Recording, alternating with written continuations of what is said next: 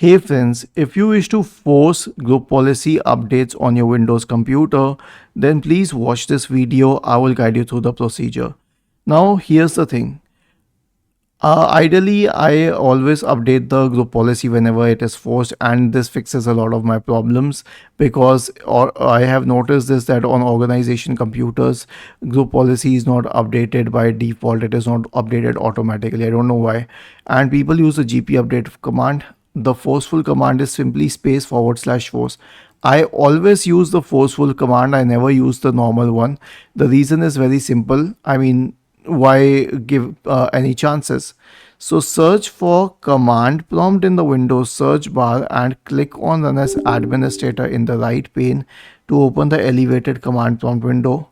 Paste this command here and hit enter, and it will start updating the group policy on your computer. And it says computer policy update has completed successfully. You'll get this message when it's done. Was this helpful?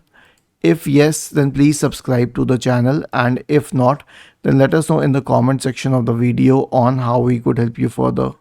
Thank you for watching this video and have a nice day.